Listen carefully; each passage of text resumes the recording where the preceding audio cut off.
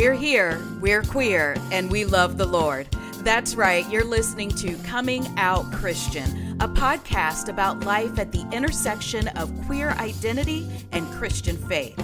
This fun, faithful, and sometimes irreverent podcast is a production of Love Boldly, an Ohio-based nonprofit creating spaces where LGBTQIA+ people can flourish in Christianity. I'm one of your hosts, Siobhan Boyd Nelson, and my co-host is the Reverend Dr. Ben Hillscamp, Executive Director of Love Boldly. So join us, and let's find out who's coming out today.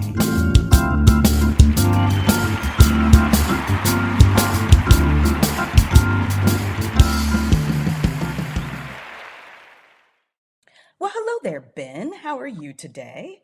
Hello, Siobhan. I'm doing well. How are you? I cannot complain at all. I mean, I could complain because it's fall, but I will not. See, as we've said before, I am a fall person, so hopefully I am loving this weather. Yes. Nice, crisp October days. Yeah. I guess sweaters aren't so bad. I'll get over it. But we just had a big holiday yesterday. It was National Coming Out Day. Did you celebrate in any particular way? Well, I did. We are obviously recording this a little bit beforehand, but actually yesterday we had Bishop Tim Wolf here in Columbus for a program. Bishop Tim is around today, or when this podcast will air, or this episode will air today, to preach at my church tonight. So I'm hoping, I'm putting on their world that we would have had a great celebration with Bishop Tim for brunch with a queer bishop and time with him on National Coming Out Day. Yeah. Can you believe that we've been celebrating it since 1988? I know, right? I know. That's a really, really long time. It's not quite my entire lifetime, but it also seems a lot longer than it was in even my knowledge as a person, right? Sure. When did you find out about National Coming Out Day? Probably the year that I came out, Okay. which was in 2007. And not knowing that it was National Coming Out Day, I actually came out in October of that year. Did you? I always celebrate my personal coming out day on October 25th. Oh, do you celebrate a personal coming out day? I don't have one of those. I do. Oh. Try to get friends together for dinner every year on that day. That's really neat. I'm guessing that one of my coming outs was in October because I told my sister that I was going to be spending Thanksgiving with I didn't say my girlfriend. I said I'm going to go see a friend in a different state and spend Thanksgiving with her and her family. And my sister looked at me and goes, "Are you gay?" as only a sister could do. Just look at you and cut through all of the BS. And I believe that was in October. So yay to coming out. And congratulations to anyone who is on that path. Congratulations to everyone who has taken that step or continues to take that step every day. Because as we know, coming out is not a one-day thing, right? Like it's a continuous thing, especially for us queers. It's something that we have to do pretty often. All right, but let's get into our episode, Ben. Are you excited? I am very excited. Because today we have an amazing, amazing guest joining us from Cincinnati. Ben and I are Columbus based, so very excited to have someone from a different part of the state. Today's amazing guest is Pastor Lesley E. Jones. Described as powerful, anointed, and radical, Pastor Lesley Jones is a visionary leader who keeps it real. In 2003, she founded Truth and Destiny Covenant Ministries Fellowship United Church of Christ to be a place of hope, healing, and love for all people to journey on their spiritual path without criticism, ostracism, or manipulation.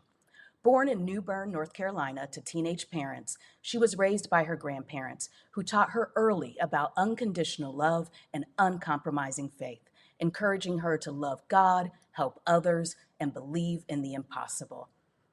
Pastor Lesley is a friend to and advocate for many in the social justice and human relations communities. She has served as the executive director for Cincinnati Human Relations Commission and as a board member of Citizens for Civic Renewal and Churches Active in Northside. as well as board member and executive director of Equality Cincinnati. Confident in her calling and equipped to do ministry, she lives her mission daily to help others identify their God given talents, gifts, and abilities so they may become their best selves and live out life more abundantly. Well, hello. How are you all? We are wonderful, Pastor Lesley. Thank you so much for joining us today. How are you? I'm doing great. I am here in beautiful Cincinnati, and Yeah. just it's a mild day. I'm really really glad that we're having some we're having that change in weather, and so um, Hmm. after a very very hot summer. But Yes. Yes, it has been a hot I, one. It has. this is my favorite time of year, actually. Fall. I was born in the winter, but I love fall. I don't know. Maybe it's because Okay. I like wearing sweaters. And so this is my favorite time of year, and October is probably my favorite month. Oh, wonderful, wonderful.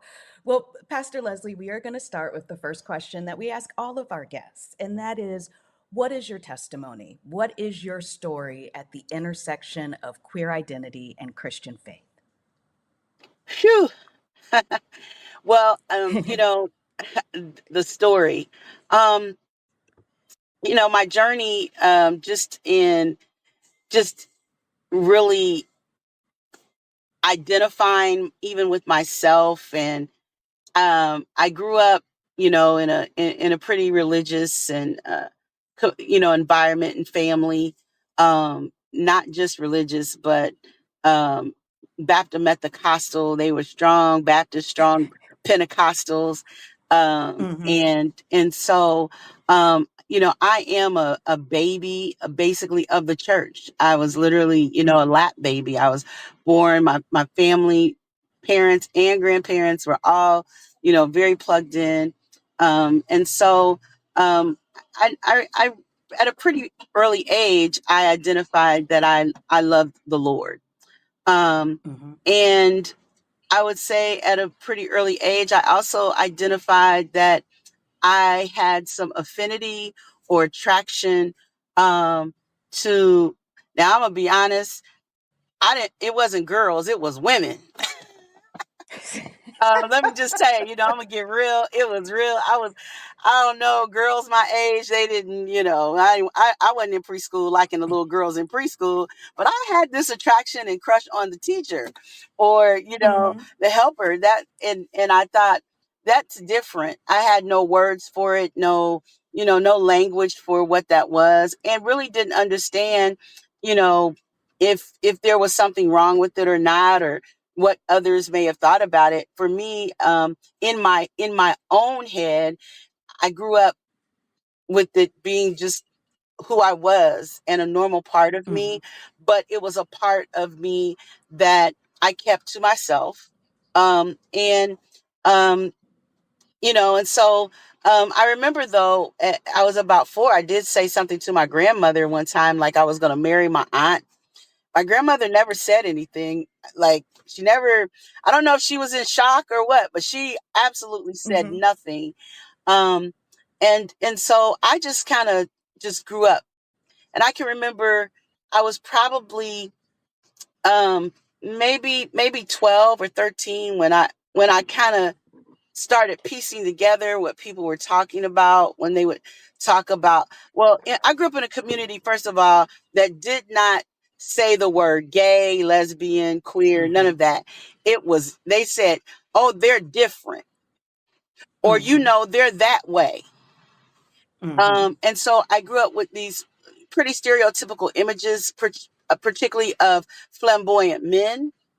um, Hmm. I never really paid attention to women because um, you know growing up in the traditions that I did, women had a certain demeanor, dress, and they were all dressed that way. So it never dawned on me that they may, not just be sisters, like in the spirit.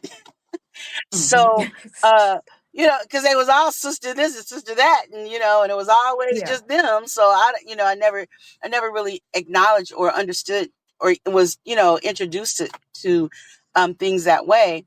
And so I had my first actual crush on a girl. She was 14, I was 12. I told you I was older.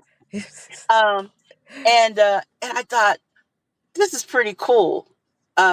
Like, she liked me and she made the first move. So I thought, Oh. I don't know what you do when you're 12 and 14. Well, we held hands in the swings and we played together, and but between the two of us, we identified as we were booze. I don't know. That's all we knew. I didn't call Mm-hmm. her my girlfriend or anything like that. Oh, that's my boo. Yeah. Um, and so, of course, as I got older, as I became more engaged in church, I mean, I literally was preaching at 4. So I was really into the church. I loved being at church. That Mm-hmm. was really actually a place for me to play. Um, and I kind of made some decisions that I wanted to be in ministry. I didn't know if I was going to be a pastor, but I wanted to be in ministry and do things church related. And Mm-hmm. so I was about 16 when I had my first crisis. Um, hadn't really heard a sermon. And believe it or not, I grew up in those churches, and maybe we weren't there this Sunday that the preacher preached it, because I never heard really a sermon that was against gay people or sexuality or anything like that. And I don't know if it had something to do with, began to understand that our musician was gay. I was, I don't Mm-hmm. know. But I never heard a sermon. And I actually, knew people who were gay in church. They were, but no one ever talked about it. They were just that way. And so Mm-hmm. the don't ask, don't tell policy was really strongly enforced. But at 16, I had my own personal crisis because I read the Bible. Mm. And so I didn't know what to do with the scriptures that I was reading. I come from a place of received theology. The preacher said it, so it's true, it's fact. It's in the Bible. And it was a fundamental literalist kind of church. So if it's in the Bible, it's obviously got to be true. And so as I Yeah. began to read what we would refer to now as clobber scriptures, as they would come up, I was just reading the Bible. And I was okay with a lot of stuff, and I had questions about some stuff. And then when I read that, I was like, is that what this is? I don't Mm-hmm. know. But it was my first moment of crisis. And I spent the rest of high school constantly, even I would say high school through, about my junior year up until my junior year of college, wrestling with my sexuality, my spirituality. What is this? And really feeling like I had no one to talk to. So I turned to a lot of Mm. books, and I would read books, and I wouldn't share. I didn't even, I like to say now, rather than coming out, invite in. But I didn't Okay. invite my close personal friends or family, in, up until, no one knew, except those in my circle that I dealt with, um, until I was 33 years old. Wow. Um, Wow. and that was a wrestle, but I said, I read a book, and the book that literally opened up things for me and changed my life was a book by Reverend Mel White. It was his testimony and his story, Stranger at the Gate. Um, and by this time, because I had tried everything, I literally had went through reparative therapy. I'd been to ex-gay Mm. ministries. Um, I a vow that I was going to be celibate and single for the rest of my life. So Yeah. I Yeah. was doing everything, and I was at that point of despair. And I prayed and asked God to, just show me a way, show me some light. And I went to a bookstore here in Cincinnati, is now, closed, but it was called Crazy Ladies Bookstore. And I went Okay. there, and I mean, there's hundreds of books, but this little red bound book is like jumps out the shelf. I'm literally walking by, and I'm like, it's sticking out. I pull it out, and it's Stranger at the Gate. Reading that book changed my life and gave me the courage to seek out brave and safe spaces. And so Mm-hmm. I left my church. I was actually a youth leader, and I was having crisis because young people were coming to me, coming out. I couldn't share. Yeah. I was in a church where people were closeted. I knew it. I didn't know what to do. So I just left church. I didn't go to church for like 2 years. And then Mm-hmm. finally I said, okay, I'm going to go check out whatever this MCC thing is, this church. Okay. Yeah. And I went there. And that began my journey of really reconciling my spirituality and my sexuality, and being at a place where I could talk about it. It was then I couldn't always talk about it. I wrote my mother a letter and told her, Okay. who already knew, but I needed to confirm it for her. Um, Mm-hmm. and I shared with my father, and I'll kind of close with this. Sharing with my dad, it was kind of interesting. Here I am, a girl, telling my dad, like, Dad, I like girls. I couldn't say lesbian then. I said I like Yeah. girls, and he was like, oh, okay. He said, what you really saying? I said, well, that's just not my roommate. That's my girlfriend, right? Because by this time Mm-hmm. I was, I'd graduated from college, and I was living with my girlfriend. And my father said, he looked at me, he said, well, I just want you to know you got good taste. I thought, Such a dad is response. that what you? Such a dad. And I was like, oh, I must be cool. This is all right. My dad said I got good taste. He was like, yeah. He said, cause she fine. I was like, Dad. I I was like, love it. hey, I you're love it. married. She's mine, right? Yeah. Um, Yeah. and that kind of set me on my course, and then my grandmother, who was a fire baptized evangelist, I brought her to my house. I wanted her to see how well I was doing in life. But I turned all the pictures down, and my grandmother went through my house and set all the pictures up. And she said, you just be who you are. I love you Mm. just how you are. And God loves you too. I thought this is blowing my mind. Um, and from there, I really felt the call to be in a place to help other people to reconcile their spirituality and sexuality, but most of all, to be an example, um, Yeah. of what life could be for if you fully live into the full truth of who you are. Because, like I said, I grew up in the church, so I didn't know anything about club life. Mm-hmm. I actually almost fainted the first time I went to a gay bar, because I was in shock. But I didn't do too many straight bars either. So, Okay. um, and I was like, oh my. And the first time I went to Pride, was actually at Atlanta Pride. Um, Oh yeah. oh my good. Yeah. The Yeah. white party and Yeah. the all girl. I was like, oh, you That know, white party, it'll change your that life. white It'll party, change your life. that white party changed my life, man. I Yes. was just like, this is okay. Whew. Yeah. But I just thought, this is the call on my life to help people to be fully who they are, and to Mm-hmm. open up a place that would be brave and safe for people. So, that's been my story. And and God gave me a reconciling scripture. I believe, I was led to Isaiah 55 in the book of Isaiah, where there's a conversation between, the eunuch with the eunuch, and the eunuch is Mm-hmm. questioning because he cannot go into the temple because the eunuch is unclean.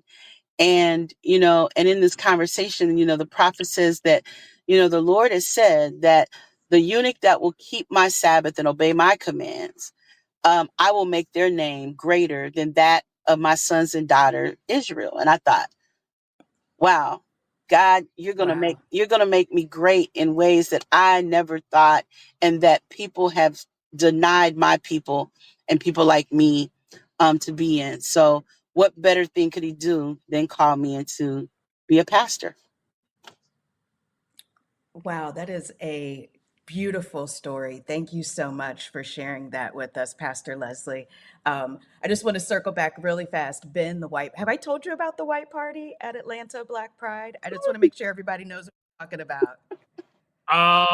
I believe you shared that with me when I asked you what a white party was Oh, when I was getting ready yes. for TFAM this year. Yeah. Oh, that's right. Because you joined TFAM and there was a white party at TFAM. It's Atlanta Black Pride. It is Labor Day weekend every year.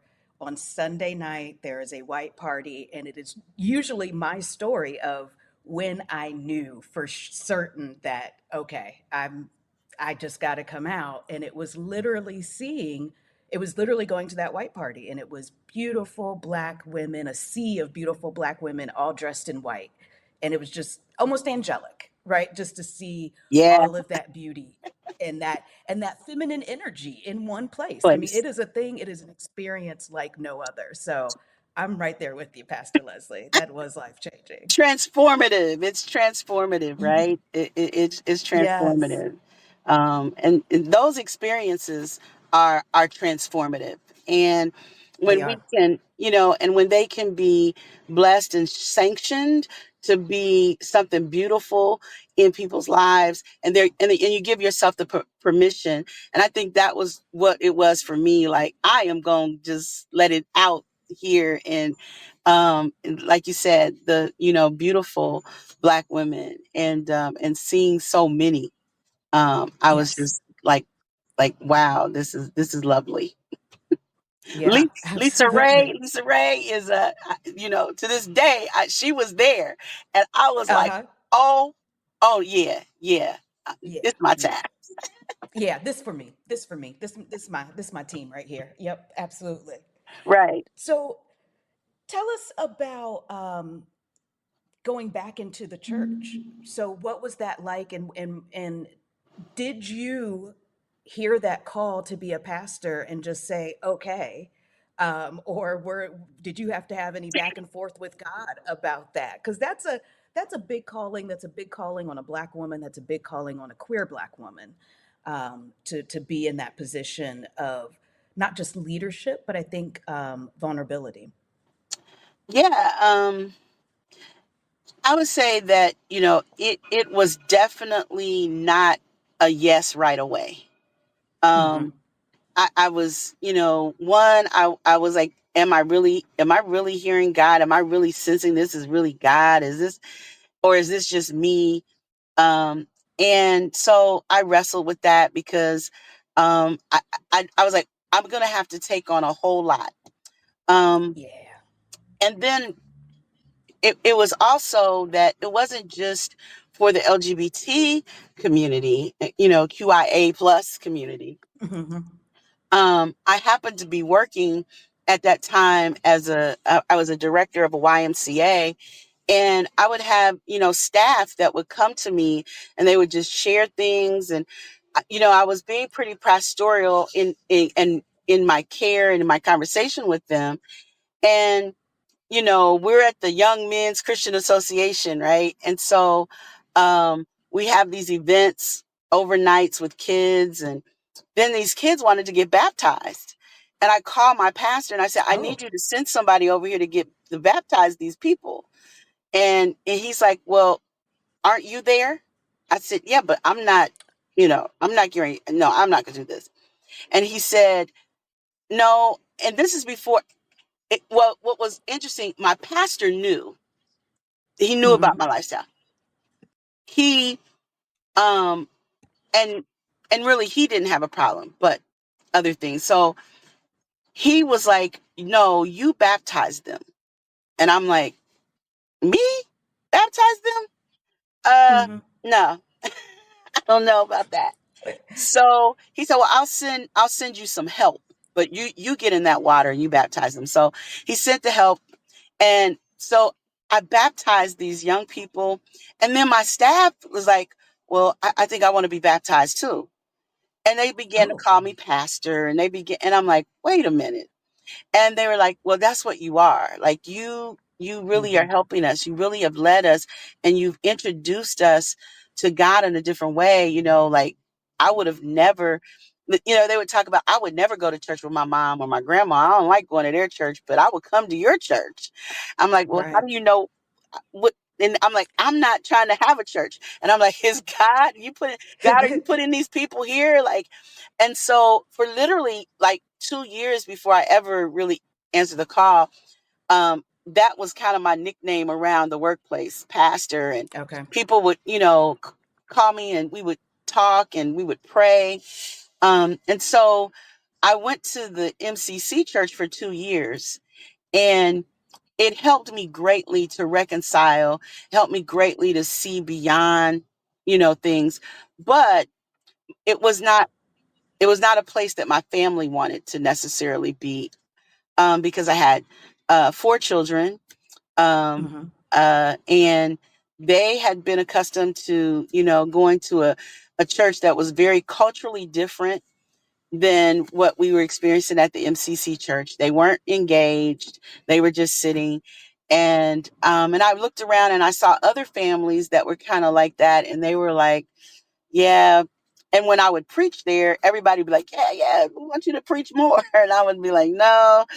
And I just knew that I needed to talk to people. So I brought some friends together and said, if you were going to plant a church or be a part of a church, what would it be like? And they gave me all these stuff, and we put it on a newsprint, rolled it up. I threw it under the bed for 6 months, and it wouldn't go Wow. away. And so I then clearly heard, just have Bible study. And I called a Bible study for about 3 months, and then I heard, start, just have a service. And I shared it with a friend, and she helped me find a location that was actually owned by a Buddhist, or what the woman who owned it described herself as a Baptist Buddhist. Okay. Um, and she, because she was raised Southern Baptist, but she was a practicing Buddhist, and she had a small Hmm. little yoga studio. And Okay. they need mats, we need chairs, but we went in there and had our first service, and we just started having service, and it kind of grew from there in like a very, very, very small, I think the space was like 400 square feet total, 350 Wow. something. And we just started having the battle of the mats and the chairs, and we ultimately had to leave, but we ended up in a bar. And I thought Okay. that was pretty cool. We ended up in a bar, literally with the bar taps and everything. And it Hmm. had two sides, and we called that side the fellowship hall. And then it had a Yes. dance floor with mirrors all around it, and that was the sanctuary. I So, I love that. And the reason I love it is because on episode 4, we were just talking to Dr. Kate Common, and we were talking about we're waiting to see if one of her articles gets published, and it's about what church can learn from gay bars, I believe, Ben. Am I getting that right? Yep. And and Yep. and we posited, what if the church was more like gay bars? oh wow, And you had church in the gay bar, and I love it. I love it. with a DJ. Because we didn't have Yes. any instruments, and we did not have any musicians at that time. So I mean, we started with using my kids' karaoke machine as our PA system, and then my Love it. best friend happened to be a DJ, and she said, "Hey, what if I brought my equipment?" And so we were having house music, we were doing all kinds of stuff as the Yes. as our praise and worship. Um, Hmm. but one thing I learned from the gay bar, and I think, like you said, like what could churches learn? Um, I saw a lot of spirituality. I saw a lot of belief and faith in gay bars. And Yes. every night, happened to kind of go and hang out. And that's actually how I first built the church. I would go to a gay bar um, during the week. And I figure if you're at the bar Monday, Tuesday, Wednesday, and you're Hmm. drinking and what's going on? What's happening in your life? and I would sit and talk to people. And the owner, who would oftentimes be the bartender, we had this running joke and secret. Um, I would come in and she'd go, "Hey, Shirley," and I'd go, "Yeah," and she'd give me a Shirley Temple because that was her way of asking me if I was drinking my drink that night. And Okay. so Yep. so I would sit there with the Shirley Temple and drink that, and the people thought, "Are you drinking? Like, are you like they? Let me buy Hmm. you a drink." And I go, "Oh, yeah, I have another one." And finally, people, that were there all the time figured it out. Like, she is not really Yeah. drinking because she's not slurring. She's not drunk. She's had three of those. Uh-huh. Um, but I said, but I blend right in with you, right? And Hmm. and so some of my first members of the church came out of that bar. I called it spirited evangelism, Yes. Yes. You right? went to where the people were. I went to where they were. I listened. I talked about their hurts. I had their pains, the traumas that they experienced, from church and other places. And Hmm. this was the early 2000s. Yeah. So um, still there was a lot of fear. There weren't there marriage equality hadn't been passed in some places. I mean, we still didn't even have accommodations, or in Cincinnati there was still a law on the books at that Right. time that said you couldn't even make a law that included Hmm. sexual orientation or gender identity. So, people, were still kind of in a fantasy about, I wish this what it was. And I'm talking to them about a place that's brave space and safe space where you can come and fully be who you are. Hmm. And that was amazing, to be able to Right. do that. But I had a great time. It So when sounds like it. And it sounds like you are naturally pastoral. Like you show up as pastor and you have a heart for that. But I'm wondering because, and I know this from working for multiple LGBTQ organizations. LGBTQ plus folks have experienced so much trauma in so many different areas of their life. And so, if you are being pastoral to a community that is traumatized, is marginalized, ostracized at such a level, what does that take out of you? And then how do you refill yourself in order to be able to continue to do this work?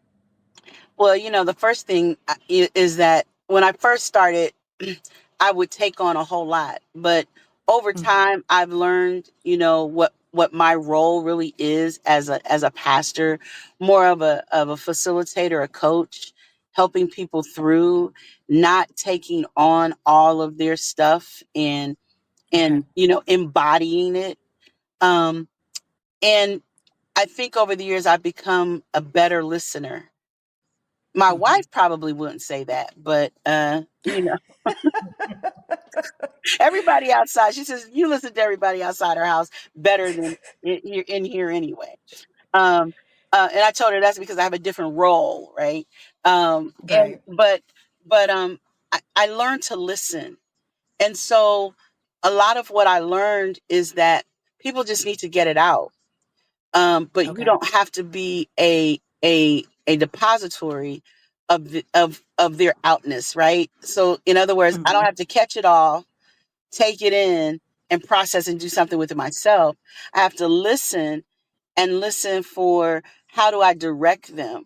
So I think that becomes a part of the spiritual directing, or coaching part, to help someone get to resources that they need. And I stopped believing that I had to be, you know God the parent, God the sibling, and Okay. God the spiritual guide. I just need to be Lesley the messenger, the facilitator, the prayer warrior, the intercessor, um, the that holds you. And then how do I do Hmm. self-care, right? Taking Yeah. care of myself. Um, I don't respond to everything immediately anymore. Like, I used to be like, oh, I got 29 things that get added to my schedule because it was your emergency. But I learned how to let Right. it be your emergency and not become mine. Um, Mm-hmm. and and that is a part of self-care. I work hard, so I play hard. And when I All right. play, I play. I'm not going to Yeah. work. I'm not, I early on I did, but I learned. And I actually in 20, I think it was 2018. I had a pretty personal, health scare. I had something called a TIA, um, and it was directly stress related. Okay. Um, and and at a time in my life where you know I'm like, oh, I'm thriving, I'm doing, and it shut things down. And my doctor, literally, I went to the doctor and I thought, um, I'm tired. This happened, and then when they did the tests, they thought I really had a stroke. Oh no. But a TIA is sort of like that, but it also is the fact that I was suffering from exhaustion. Mm.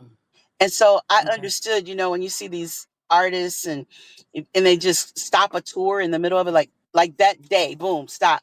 My doctor called me and said, "You are off from work for the next 8 weeks. Wow. Get out of that pulpit, leave that house, and go away." And I'm like, Wow. "How am I going to do that?" Right. Who's gonna do the stuff if I Right. don't do it? And then for me, that was another call to say, "You were doing good, but you got to do better." And so Mm-hmm. I've been doing much better. So, Okay. and I have a wonderful team that helps me do that, um, led by my wonderful wife, who's like, "No, Right. you're Yes. not." Yes. Right.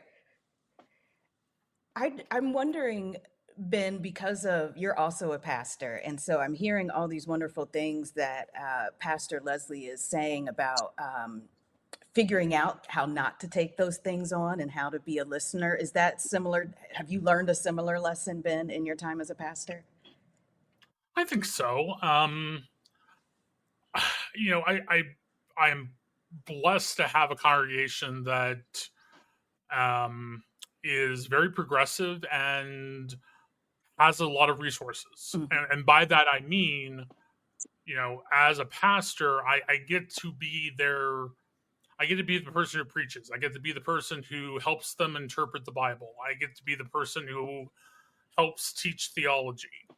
I am not, for most of my congregants, their counselor, their, financial advisor, their, everything else, because these are folks that have learned in their own ways where else to find those Hmm. resources.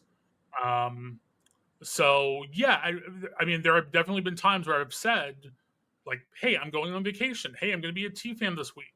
If you need me, you have my cell phone.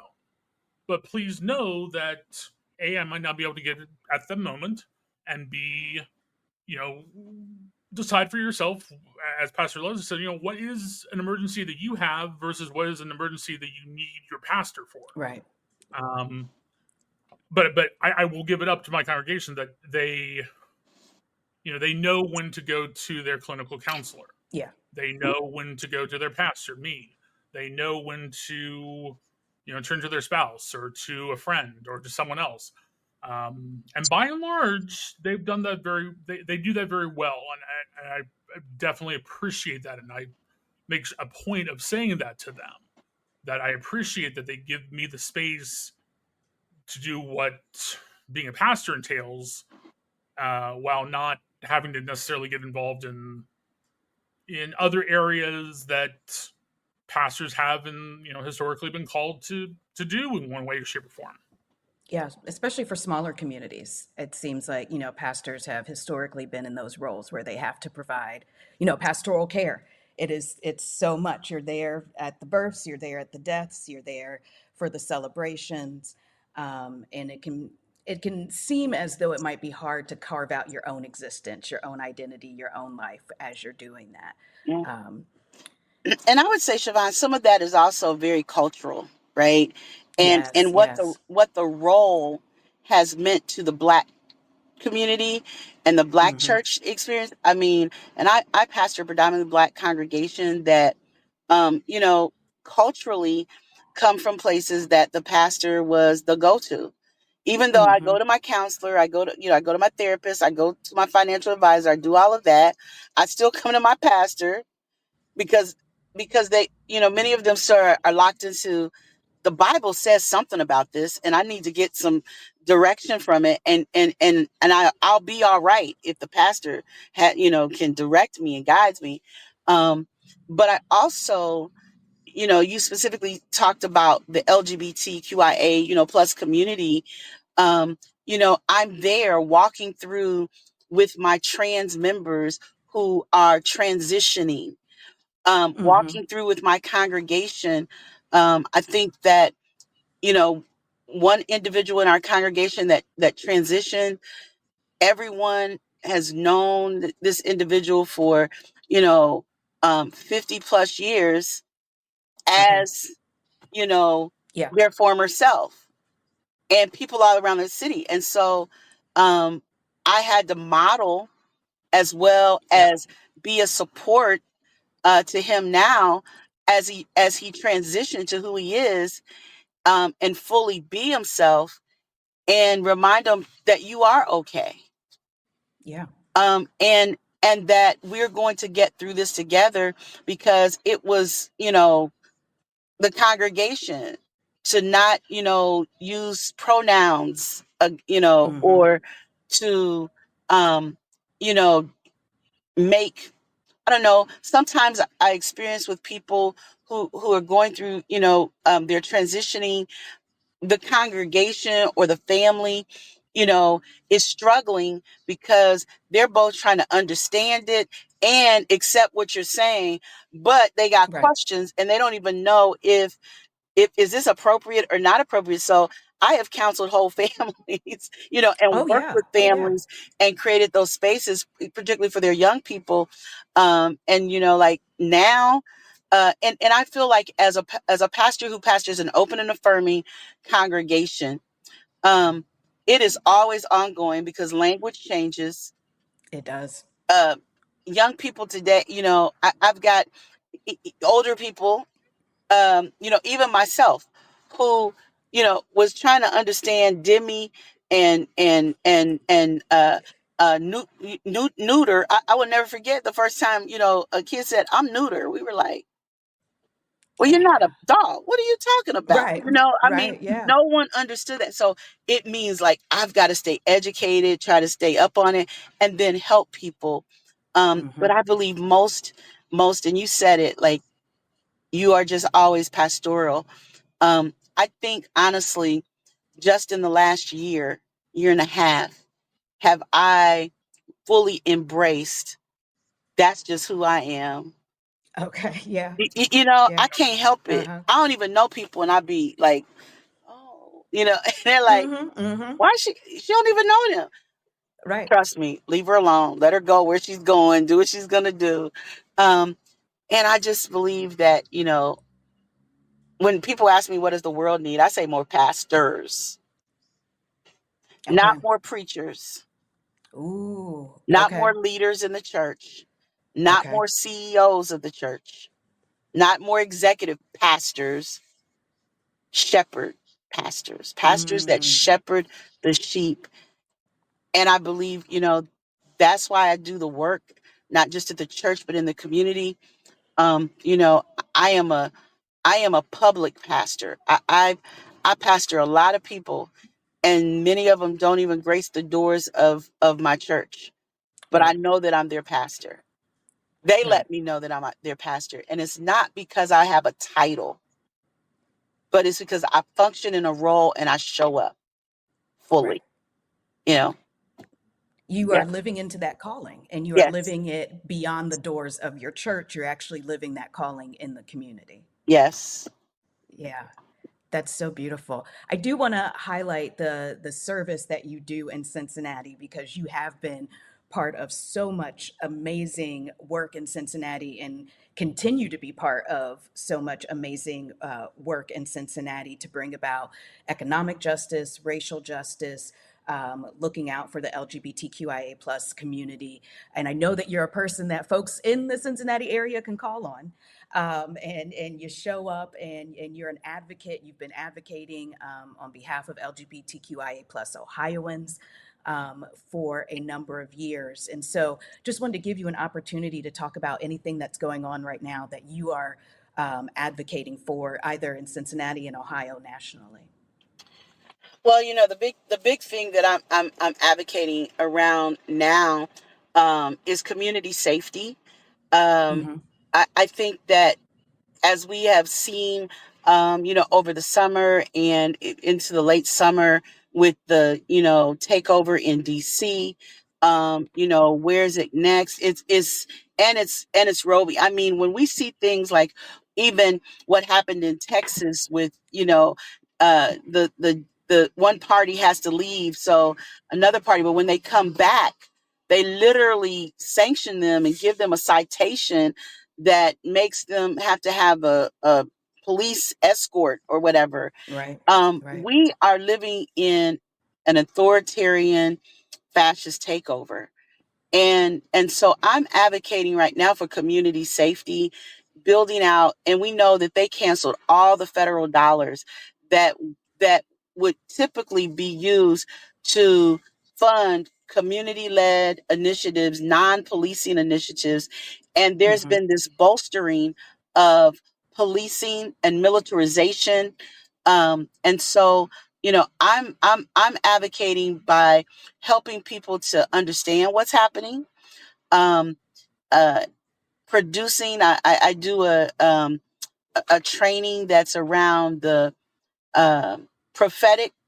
I'm sorry, the pastoral, prophetic, and practical um, elements of surviving tyranny, surviving this Okay. hostile takeover that we're having. So I'm really trying to help people be boots on the ground, get organized, get involved locally with whatever's going on.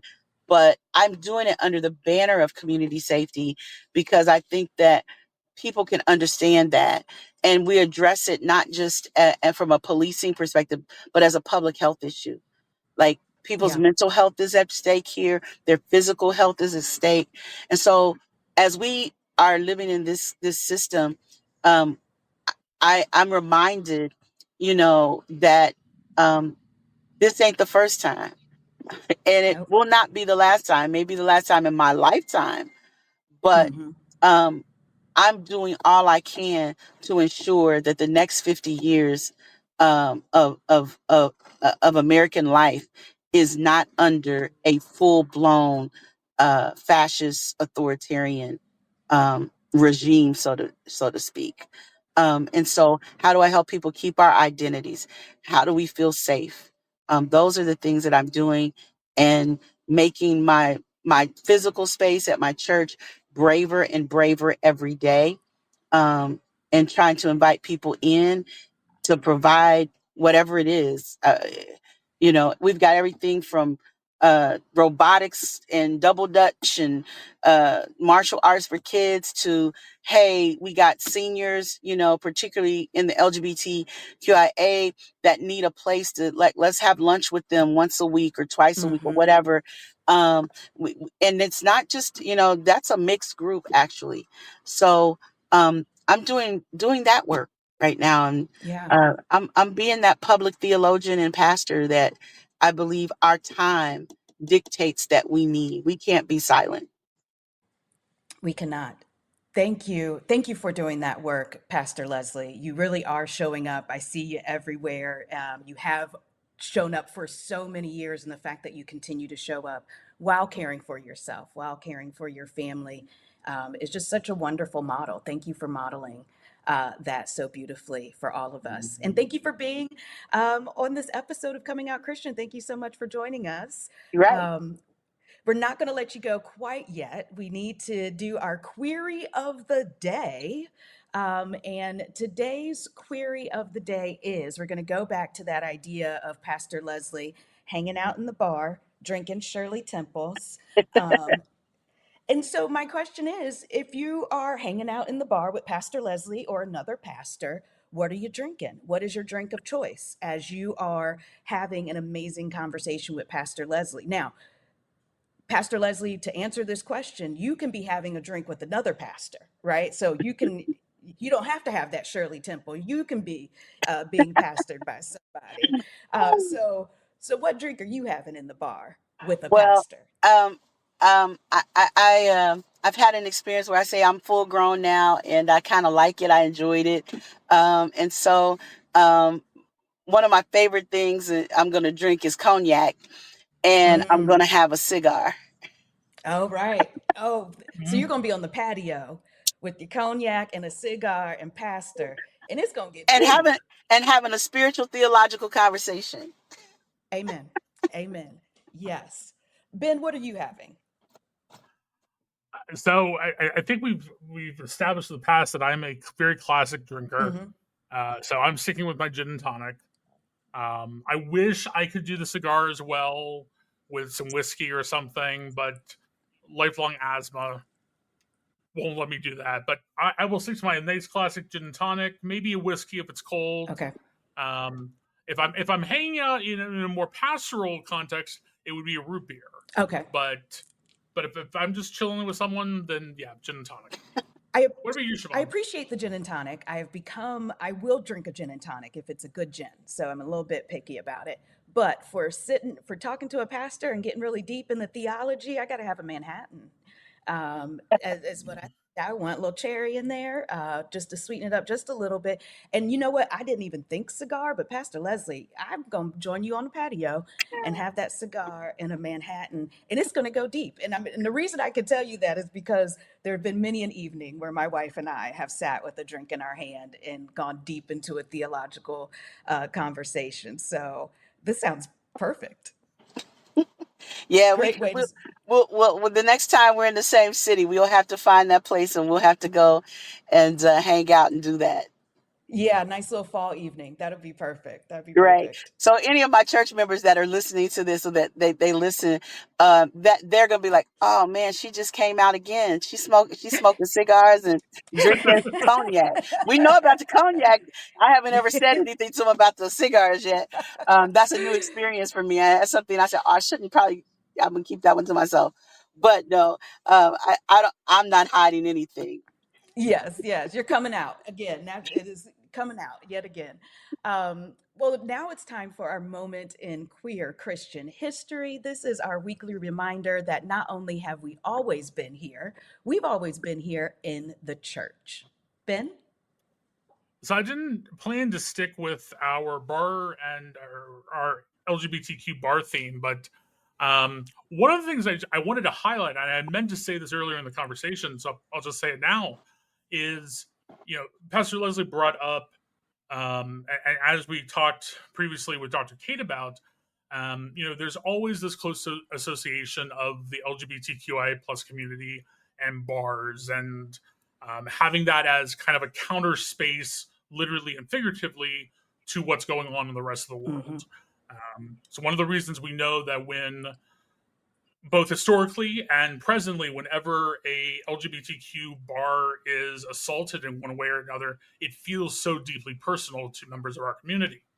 Well, as Pastor Lesley also brought up the MCC, when the Metropolitan Community Churches were founded originally, they often struggled to find space to meet.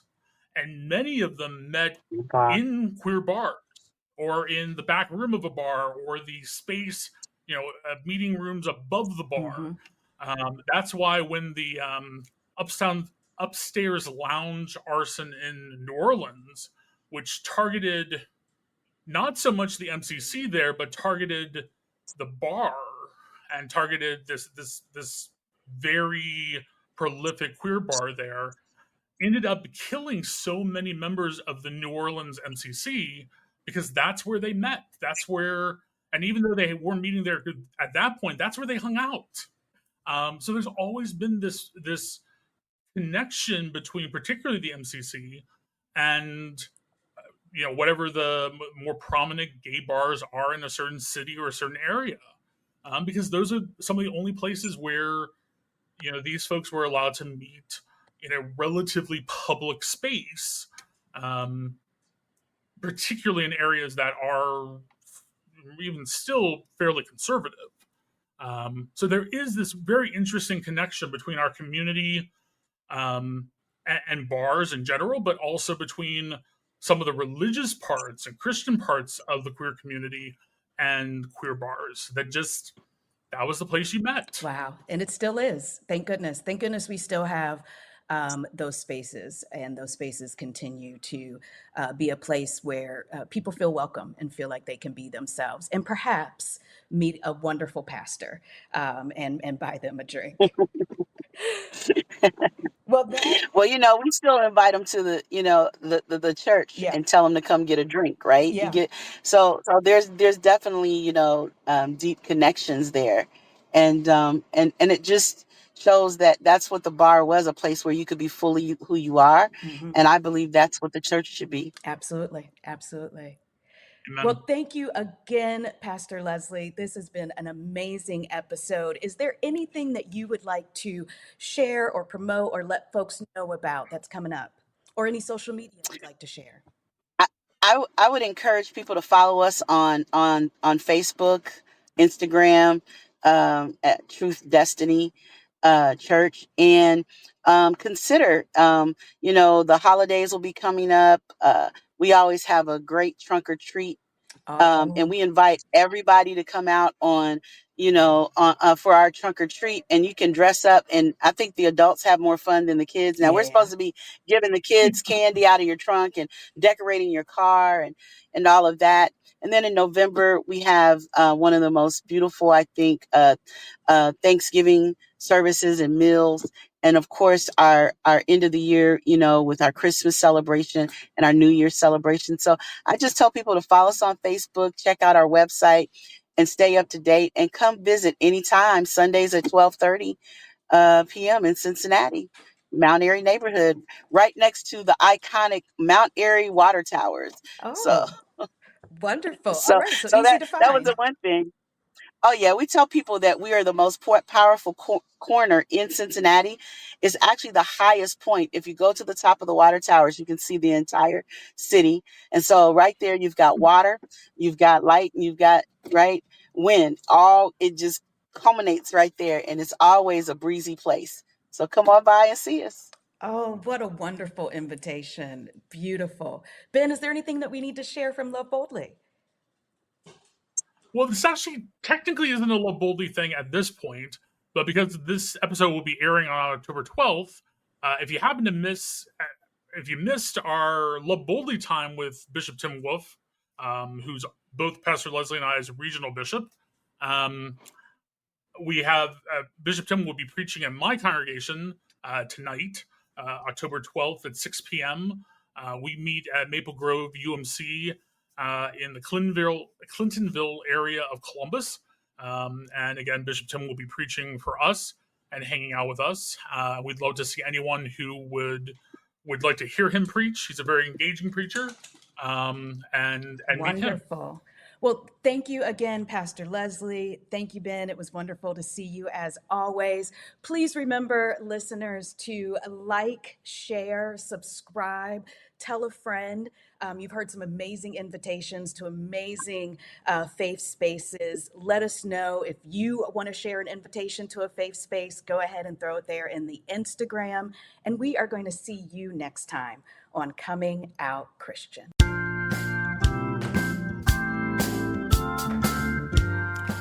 Thanks so much for joining us today. We hope this conversation encouraged you, challenged you, and maybe just helped you feel a little less alone on your journey. If this podcast has been meaningful to you, would you consider supporting the work of Love Boldly? Love Boldly's mission is to create spaces where LGBTQIA+ people can flourish in Christianity, and your donation helps make conversations like this one possible. You can give at www.loveboldly.net/donate. That's www.loveboldly.net/donate. Want to stay connected with the podcast? Follow us on Instagram at comingoutchristian_podcast for updates, resources, and community. Until next time, remember that you can be queer and Christian and queer.